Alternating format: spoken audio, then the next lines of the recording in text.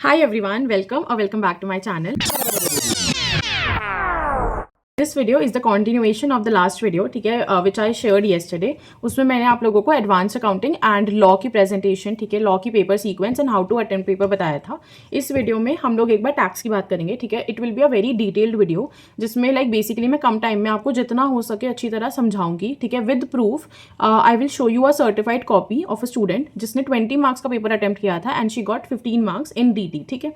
And GST तो आप लोगों को आती है, GST में इतनी प्रॉब्लम नहीं होती, ठीक है. सो अगर एक तो पहले वाली वीडियो नहीं देखी सो गो चेक दैट आउट. मैं उसका लिंक वगैरह नीचे डाल दूंगी, नहीं तो तुम चैनल पे देख लेना, ठीक है. उसमें मैंने बेसिक तुम्हारे पॉइंट्स बताए हैं कि लाइक बेसिकली पेपर अटेम्प्ट करते वक्त माइंडसेट वगैरह क्या होना चाहिए एंड क्या नहीं. इस वीडियो में हम सिर्फ टैक्सेशन से रिलेटेड बातें करेंगे कि पेपर को अटेम्प्ट कैसे करना है, 15 मिनट्स में क्या करना है, 3 आवर्स में क्या करना है, वो सब मैंने उस वीडियो में डिटेल में समझा दिया है आप लोगों को, ठीक है. सो टैक्सेशन में देखो 2 पार्ट्स है तुम्हारे, सबको पता होगा, DT और GST.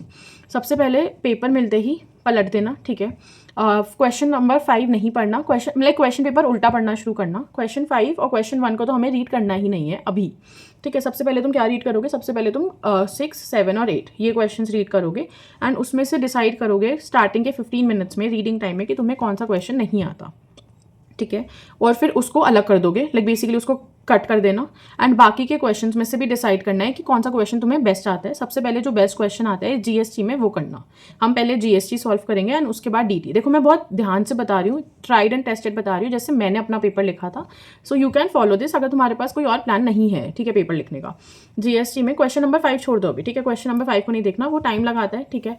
प्लस उसमें वही वाली चीज़ है कि तुम्हें कभी भी 10 आउट ऑफ 10 मार्क्स नहीं मिलते मोस्टली, तो क्वेश्चन 10 छोड़ दो, ठीक है. सबसे पहले क्वेश्चन नंबर मतलब क्वेश्चन 10 बोल रही हूँ, क्वेश्चन 5 छोड़ दो. सबसे पहले बाद के में जाओ, 6, 7, 8 में देखो कि कौन सा क्वेश्चन तुम्हें बेस्ट आता है, लाइक बेसिकली वो सॉल्व कर लो, ठीक है. पहले जो सबसे बेस्ट आता है, अगर क्वेश्चन नंबर 7 है, क्वेश्चन नंबर 6 है, वो फिर दूसरा क्वेश्चन, ठीक है. तुमने क्वेश्चन 5 छोड़ के GST का डिस्क्रिप्टिव पार्ट अटेम्प्ट कर लिया स्टार्टिंग के 30, 40 मैक्सिमम 50 मिनट्स में. उसके बाद क्या करना है, DT पे जाना है, ठीक है. अभी MCQ मत उठाना, उठाएंगे अभी. उसके बाद DT में जाना, DT में भी सेम चीज़ करना. क्वेश्चन नंबर 1 छोड़ देना. 2, 3 और 4 में से एक क्वेश्चन तुम जो नहीं अटेम्प्ट करने वाले वो तो तुम्हें 15 मिनट्स में ही एलिमिनेट कर देना है, ठीक है. ये वाली चीज़ की क्या करना है और क्या नहीं करना ये तो हमें 15 मिनट्स में ही डिसाइड करना है. ये मैं बता रही हूँ कि जब वो तुमने डिसाइड कर लिया उसके बाद जब पेपर लिखना शुरू करो तो सबसे पहले GST में जो भी क्वेश्चन आता है सबसे बेस्ट वो करो. फिर लाइक बेसिकली GST अटेम्प्ट कर लो क्वेश्चन 5 छोड़ के. उसके बाद DT की बुकलेट में जाना, ठीक है. DT की बुकलेट में 2, 3, 4 में से जो भी 2 क्वेश्चन तुम्हें अटेम्प्ट करने हैं वो लिख दो आंसर में, ठीक है. जितना भी आता है, जैसा भी आता है, जो भी सबसे अच्छी तरह आता है वो सबसे फर्स्ट क्वेश्चन एंड फिर सेकेंड क्वेश्चन भी. उसके बाद जाओ MCQs में. अब देखो इससे ना तुम्हारा माइंडसेट क्या होगा, इससे तुम्हें एक वो मिलेगा रिलीफ कि तुम्हारा सिर्फ कंपलसरी क्वेश्चन छोड़ के GST और DT हो गई है, ठीक है. It's a very good thing. अगर तुम आई गेस 4 क्वेश्चन है, 4 क्वेश्चन अगर तुम 1 आवर 30 मिनट्स में भी कर पाओ ना, so it will be a very good thing और तुम एक बहुत अच्छी पोजीशन में आके खड़े हो जाओगे. फिर उसके नेक्स्ट 30 से 40 मिनट्स में हमें MCQs पे जाना है, ठीक है. जब तुमने अपना बेस्ट अपना पेपर लिख दिया जितना भी तुम्हें बेस्ट आता था, फिर MCQ में जाओ रिलैक्स होके, ठीक है. 30-40 मिनट्स लगाओ उसमें, मैक्सिमम 45 मिनट्स, उससे ज़्यादा नहीं करना. उसके बाद फिर ऐसे ही कुछ भी करके आ जाना उसमें, उससे ज़्यादा टाइम मत लगाना. कंडीशन ये है कि अगर तुम्हें बाकी का पेपर सॉल्व करना है बट अगर तुम्हें क्वेश्चन 1 जो कंपलसरी क्वेश्चन होता है टोटल इनकम का वो सॉल्व नहीं करना तो तुम थोड़ा धीरे से पेपर कर सकते हो, लाइक बेसिकली टाइम वाइज अच्छी तरह सॉल्व करके. बट अगर तुम्हें करना है तो तुम 30-40 मिनट से ज़्यादा नहीं दे सकते, ठीक है. वो सॉल्व करो. उसके बाद फिर वापस से GST की बुकलेट पे जाओ, क्वेश्चन नंबर 5 करो, ठीक है. उसमें भी 15, 20, 25 मिनट्स लग जाते हैं एंड बाकी के टाइम पे क्वेश्चन 1 करो. क्या बोला मैंने, एक बार समराइज कर देती हूँ शॉर्ट में. 15 मिनट्स में स्टार्टिंग के तुम्हें पूरा पेपर में 2, 3 और 4 पढ़ना है, ठीक है. और 6, 7 और 8 पढ़ना है. क्वेश्चन सिर्फ यही पढ़ने हैं, उसके अलावा रीडिंग टाइम में क्वेश्चन नहीं पढ़ने. MCQ भी नहीं देखना, सिर्फ इतने क्वेश्चन पढ़ो एंड 2 क्वेश्चन एलिमिनेट कर दो जो तुम्हें अटेम्प्ट नहीं करने. और इतना कर लिया 15 मिनट्स में हो जाएगा, आराम से हो जाता है. उसके बाद क्या करना है, उसके बाद ये देखना है कि कौन सा क्वेश्चन बेस्ट आता है. GST या DT में से तुम चूज़ कर लो कि तुम्हें कौन सा पेपर पहले लिखना है, ठीक है. जो भी सबसे अच्छी तरह आता है वो लिखना शुरू करो. आधे घंटे में 2 क्वेश्चन हो जाने चाहिए, ठीक है. 30 से 40 मिनट्स मैक्स, लाइक या तो DT या GST उतना लिख दो.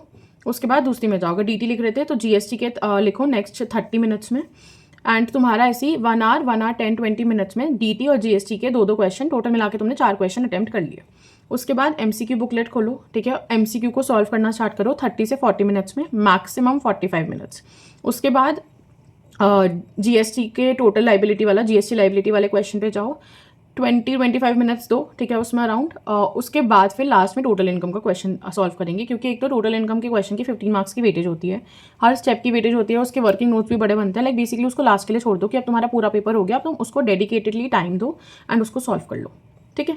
ये सिंपल स्ट्रैटेजी फॉलो करनी है। इसके बाद मैं तुम्हें दिखा देती हूँ कि जो मैंने चीज़ बोली है, जिन लोगों का अभी डीटी नहीं हुआ हुआ ना, पीजीबीपी नहीं हुआ हुआ, डिडक्शंस नहीं हुआ हुआ, या फिर डर लग रहा है, एक बार ये वीडियो देखो जो मैं भी लाइक स्क्रीन शेयर करके दिखा रही हूँ। इससे ना you will get a clarity, एक सेंस ऑफ रिलीफ मिलेगा कि कैसे 20 मार्क्स का अटेम्प्ट करके भी 15 मार्क्स मिल सकते हैं। तो देखो ना, 40 में से 15 मार्क्स तो तुम्हारे सिक्योर हो गए, 25 चाहिए, क्या वो जीएसटी और एमसीक्यू से नहीं आ सकते? अगर तुम्हारे चलो एमसीक्यू में 30 में से हाफ मार्क्स भी मान लो 15 मार्क्स, तो 15 + 15 30 मार्क्स हो गए यार। जीएसटी, ठीक है, लाइक 35 मार्क्स की जीएसटी में से मिनिमम टू मिनिमम भी तुम्हारे 15-20 मार्क्स तो आ ही सकते हैं। जीएसटी तो इतनी कॉम्प्लिकेटेड होती ही नहीं, प्लस जीएसटी सबको आती है, ठीक है। लाइक जीएसटी कोई भी ये नहीं बोल सकता कि डीटी से ज़्यादा टफ है। तो तुम, अगर तुम्हें डीटी डर देती है या फिर तुमसे सॉल्व नहीं होती, तो कम से कम जीएसटी तो अपनी स्ट्रांग होगी, तो फिर उससे ही बाकी मार्क्स आ जाएंगे। ऐसे करके लाइक बेसिकली थोड़े थोड़े मार्क्स जोड़ के तुम 40 to 50 मार्क्स बना सकते हो टैक्स में आराम से, ठीक है। तो वो वीडियो देखो एंड फिर उसके बाद बात करते हैं। ओके, ठीक है, तो ये हो गई वो एग्ज़ाम शीट जो मैं आपको बता रही थी। देखो, इसमें ना 35 मार्क्स का पेपर आता है हमारा डीटी का डिस्क्रिप्टिव, उसमें से 15 मार्क्स मिले हैं इस लाइक बच्ची को। तो इसमें कैसे मिले हैं? इसने 20 मार्क्स का अटेम्प्ट किया था, फर्स्ट क्वेश्चन छोड़ा था, दैट इज ऑफ 15 मार्क्स, ठीक है। तो आउट ऑफ 20 15 मार्क्स कैसे मिलते हैं दिखा भी देती हूँ, ठीक है। पेपर पैटर्न आप लोगों को पता होता है। First question is the compulsory question, PGBP plus deductions plus heads का, ठीक है, टोटल इनकम वाला क्वेश्चन। इसने क्वेश्चन नंबर 4 से शुरू किया। देखो, क्वेश्चन नंबर 4 होता है रिटर्न वाला, ठीक है। अब इसमें रिटर्न में 2 पार्ट्स थे आई गेस उस अटेम्प्ट में। तो पहले 4B करा, ठीक है। जो भी वही बात है कि जो क्वेश्चन अच्छी तरह आता है ना, एकदम बेस्ट क्वेश्चन, वो करो। लिखने का तरीका देखो, इसमें 2 पार्ट्स हैं, ठीक है, first part and second part. पहले तो आंसर लिखो अपना फॉल्स, ठीक है। उसके बाद लाइक आंसर लिखो, उसका रीजनिंग बतानी थी, ठीक है। यहाँ पे भी आंसर सही लिखा, इसमें रीजनिंग गलत हो गई, इसीलिए 2.5 मार्क्स मिले आउट ऑफ 4, ठीक है। तो 4 मार्क्स का रिटर्न ऑफ इनकम का क्वेश्चन हमेशा आता है। देखो, तुम्हारी मेरे को इतने क्वेश्चंस डीटी के ऊपर आ रहे हैं ना कि पीजीबीपी नहीं हुआ हुआ, सीजी नहीं हुआ हुआ, क्या करे क्या नहीं करे, ये छोटे छोटे चैप्टर्स तो करो, उससे एक क्वेश्चन आता है, ठीक है। हाफ वेटेज है, मैं मानती हूँ 35 मार्क्स का पेपर है, तो 15 मार्क्स की वेटेज टोटल इनकम क्वेश्चन की है। But at this point paper से एक हफ्ता पहले तुम PGBP deductions of A question की प्रैक्टिस नहीं कर सकते। इस बात को प्लीज समझो, ठीक है, एंड उसको चीज़ को हटा दो। इससे अच्छा छोटे छोटे चैप्टर से भी अगर तुम 15 मार्क्स सिक्योर कर लेते हो, देखो पूरी डीटी खराब करना, ठीक है, एंड एक श्योरिटी होना कि हमारे डीटी में से 15-20 मार्क्स आ जाएंगे, बाकी जीएसटी से निकालो, बाकी एमसीक्यूज से निकालो, ठीक है। कैसे तैसे योर एम इज 50 मार्क्स ना, 40 से 50 मार्क्स बनाने, तो वो तो ऐसे भी बन जाएंगे। अब देखो, यहाँ पे बनाया, मतलब ये आंसर लिखा, उसको भी अंडरलाइन कर दिया, उसके बाद रीजनिंग दी, ठीक है। जो भी रीजनिंग दी उसमें भी अंडरलाइन किया हुआ है। मैंने लास्ट वाली वीडियो में भी बताया था लॉ वाली, कि लॉ में साथ साथ लिखते लिखते अंडरलाइन कर दो, पेंसिल से करने की कोई ज़रूरत नहीं है। अगर टाइम नहीं है, पेन से ही करते जाओ, ठीक है। ये देखो, अब यहाँ पे रीजनिंग नहीं आती थी, तो इसका तो मार्क्स मिला ना तुम्हें, half marks, and 1.5 marks reasoning की जो भी गलती है इसमें वो कट हो गई, ठीक है। मैं इसमें सिर्फ प्रेजेंटेशन दिखा रही हूँ, कोई वो आंसर नहीं सिखा रही। अब 4 का बी पार्ट अच्छी तरह आता था, 4 के ए पार्ट में आओ। देखो, कंप्यूटेशन ऑफ टोटल इनकम। अब इस ऐसे जो भी क्वेश्चन होते हैं ना, देखो पीजीबीपी तुम्हारा सिर्फ क्वेश्चन 1 में आएगा, बाकी हेड्स आ सकते हैं, ठीक है। बाकी हेड्स आते भी हैं, कभी कभी इंडिविजुअली आ जाते हैं, कभी कभी ऐसे क्वेश्चन आ जाता है कि 2-3 हेड्स का साथ में क्वेश्चन आ गया। तो अब देखो, इसमें भी प्रेजेंटेशन कैसे करनी है, पर्टिकुलर्स, अमाउंट, एंड ये चीज़ लिखना भी बहुत इंपॉर्टेंट है कि तुम कंप्यूट क्या कर रहे हो। इसके भी मार्क्स होते हैं, लाइक बेसिकली एग्जामिनर को पता तो हो कि तुम एक्जैक्टली कंप्यूट क्या कर रहे हो, ठीक है। तो ये चीज़ प्रेजेंटेशन में आती है, ये पर्टिकुलर्स अमाउंट प्रेजेंटेशन में आता है। उसके बाद ये चीज़ तो तुमने सीखी ही होगी कि पहले इनकम फ्रॉम हाउस प्रॉपर्टी लिखते हैं ऐसे हेड, फिर वो पूरा सॉल्व करते हैं, फिर ऐसे इनकम फ्रॉम कैपिटल गेन लिखते हैं, ठीक है, फिर वो पूरा सॉल्व करते हैं, अदर सोर्सेज या फिर जो भी है, सीजी होता है तो वो आता, ठीक है, उसको सॉल्व करो। ये भी 2 चीज़ें बनेंगी, एक ये वाला सेक्शन, ठीक है, एंड एक तुम्हारा फाइनल ब्लॉक आंसर का। तो ये ऐसे करना, उसके बाद लास्ट में आंसर लिख दिया। अब इसमें जो भी गलती है, बट स्टेप वाइज मार्किंग होती है, तो इसलिए इतनी टेंशन लेने की ज़रूरत नहीं है। अगर पूरा आंसर नहीं भी हो रहा ना सॉल्व, पूरा आंसर सही भी आंसर नहीं आया, then also you will get some marks, ठीक है। तो इसलिए उस चीज़ पे डरना मत कि हमें आधा क्वेश्चन नहीं आता तो तुम आधा भी नहीं करो, ठीक है। अब ये देखो, उसमें भी प्रॉपर वर्किंग नोट्स लिखो, ठीक है, जितना ज़्यादा लिख सकते हो ना लिखो, फालतू का ज्ञान नहीं लिखना, फालतू की बातें नहीं लिखनी, बट जितना तुम्हें पता है, जितना तुम्हारे आंसर से रेलिवेंट है उतना लिखो, बिकॉज तुम्हें नहीं पता कि आईसीआई का जो सजेस्टेड आंसर है वो किस बेसिस पे तुम्हें मार्क्स दे रहे हैं, ठीक है।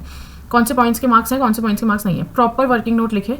अब ये 4 मार्क्स मिले हैं आई थिंक, आउट नहीं 4 नहीं, अच्छा हाँ, 4 के ए पार्ट में तुम्हें 4 मार्क्स मिले हैं आउट ऑफ 6 मार्क्स, तो टोटल 10 में से 6.5 मार्क्स हो गए, ठीक है, which is not bad.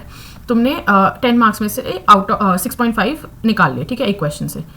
Paper pattern जिन बच्चों को नहीं पता, सेकंड, थर्ड और फोर्थ में से हमें कोई भी 2 क्वेश्चंस करने होते हैं, एक चॉइस में छोड़ना होता है, ठीक है। तो तुमने एक कर लिया, अब आंसर नंबर 3 उठा लो अगर तुम्हें वो आता है अच्छी तरह। और रीडिंग टाइम में भी, जो मैंने बताया था अभी पहले, रीडिंग टाइम में भी हमें यही आइडेंटिफाई करना होता है कि हमें कौन सा क्वेश्चन बेस्ट आता है, ठीक है। बहुत ही ईजी होता है, सॉल्व नहीं करना, but just read the question, ठीक है। देखो कि तुमसे वो क्वेश्चन सॉल्व होगा या नहीं, इतना तो सबको पता चल ही जाता है, ठीक है। इतनी प्रिपरेशन तुमने करी है। अब देखो, computation of capital gains for money, ये सब लिखना जरूरी है, ठीक है। वो लोग अपने आप से अज्यूम नहीं करेंगे। फिर एज पर सेक्शन 112 अगर पता है तो लिखो, बहुत अच्छा इंप्रेशन जाता है एग्जामिनर पे, ठीक है। फॉर ऑल द प्रॉपर्टीज वगैरह ये पूरा लिखा, उसके बाद प्रॉपर्ली सॉल्व किया, पर्टिकुलर्स अमाउंट देखो, ठीक है। कैपिटल गेन को तो सॉल्व करने का एक ही तरीका होता है, ये वो देखो, ठीक है। अमाउंट्स लिखो प्रॉपर, दोनों तरीके से सॉल्व कर दिया, 20% भी 12.5% भी। And this is what I was talking about कि कंक्लूजन लिख दो, क्योंकि कभी कभी एग्जामिनर के पास इतना टाइम नहीं होता कि वो तुम्हारा पूरा आंसर देखे, तो कंक्लूजन देख के भी वो तुम्हें मार्क्स दे देता है। अगर तुमने कंक्लूजन प्रॉपर्ली लिखी होगी ना, देखो इसने बॉक्स में बनाया हुआ है, अंडरलाइन किया हुआ है आंसर, कि वो बस इतना इतना देखे एंड तुम्हें मार्क्स दे। उसके बाद वर्किंग नोट्स देखो, हर चीज़ के, जो भी चीज़ तुमने ऊपर लिखी है, FVOC के, ठीक है, इंडेक्स कॉस्ट ऑफ एक्विजिशन के, सब चीज़ों के वर्किंग नोट उसमें भी अंडरलाइन किया हुआ है। अब उसको तो कुछ एक्स्ट्रा टाइम नहीं मिला था, सबको सेम टाइम मिलता है, बट इट्स जस्ट कि तुम्हारी थोड़ी स्पीड फास्ट होनी चाहिए एंड तुम्हें पता है कि तुम्हें क्या लिखना है। इतनी प्रैक्टिस करके जाओ, अगर लिमिटेड पढ़ के जा रहे हो तो उस लिमिटेड को अपना 100% देकर आना है, ठीक है। अब ये देखो कितने मार्क्स मिले हैं इसमें, इसको आई गेस 5 मार्क्स मिले out of 6, which is not bad, पूरा आंसर सही था। अब 1 मार्क्स किस बात का काटा है वो तो नो वन नोज, या फिर कोई गलती थी, कोई गलती तो नहीं है, बट ठीक है, 5 मार्क्स इज ऑल्सो गुड। उसके बाद नेक्स्ट क्वेश्चन 3 का भी, और ऐसे ही लिखना है, बीच बीच में ये भी लिखना है आंसर 3B, सिर्फ आंसर 3 और A पार्ट B पार्ट भी अगर ऐसे लिख दोगे थोड़ी क्लैरिटी रहती है, ठीक है। शीट थोड़ी तुम्हारी खुली खुली लगती है, अच्छी लगती है देखने में। कंप्यूटेशन ऑफ सैलरी, ठीक है, heading is important, particulars and amount is important. फिर अपना लिखना बस शुरू करो एक एक करके, अमाउंट लिखो, जो भी चीज़ें हैं वो लिखो एंड आंसर लिख दो टोटल। अभी शायद इसके भी वर्किंग नोट्स होंगे, हाँ देखो ये वर्किंग नोट्स भी लिखा है। जहाँ पे वर्किंग नोट नहीं लिखना ना, वहाँ पे ऐसी कैलकुलेशन यहीं पे दिखा दो अगर टाइम कम है, बट दिखाओ, ICAI को बताओ कि तुम्हारा जो भी अमाउंट आया है वो कैसे आया है, ठीक है। ये पूरा आंसर सही है। वर्किंग नोट्स देखो, यहाँ पे कुछ गलत है बीच में, देखते हैं इसमें कितने मार्क्स मिले हैं, 3.5 मार्क्स आउट ऑफ 4, ठीक है। तो total 8.5 marks out of 10, which is not bad. 1.5 marks काटे हैं उन्होंने एंड ऐसे। उसके बाद देखो पूरा पेपर खा लिया है, क्वेश्चन 1 अटेम्प्ट करने की कोशिश भी नहीं करी, क्योंकि एक तो टैक्स का पेपर वैसे ही लंबा आता है, ठीक है, टाइम नहीं होता।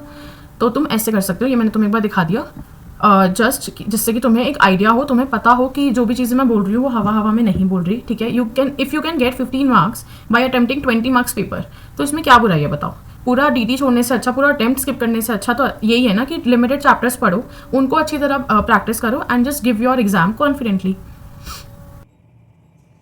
ठीक है। So that's it for this video. I hope एक क्लियर पिक्चर मिली होगी कि कैसे करना है, क्या करना है, पेपर कैसे अटेम्प्ट करना है, किस सीक्वेंस में करना है एंड एवरीथिंग। इसके अलावा भी अगर कोई क्वेश्चंस है तो कमेंट डाउन, मैं कोई शॉर्ट वगैरह में या फिर कमेंट्स में ही रिप्लाई करके आपको आंसर दे दूंगी। उसके अलावा डरना मत, ठीक है। लास्ट वीडियो ज़रूर देखना, उससे you will get a very better picture कि कैसे अटेम्प्ट करना है, क्या माइंड सेट है। उसमें मैंने ये भी बताया है कि जो डर लगता है, जो एंजाइटी होती है, हम लोग कभी कभी ब्लैंक हो जाते हैं पेपर में, उसको कैसे वो करना है solve.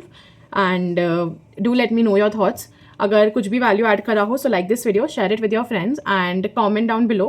Also subscribe to my channel, because अभी पेपर तक रोज़ ऐसी कुछ वीडियोज़ आएंगी जो तुम्हारे एग्जाम टाइम में और लाइक बेसिकली उससे पहले की प्रिपरेशन में हेल्प करेंगी। सो या that's it for this video. I hope you like it. All the very best for your preparations and I will see you in the next video.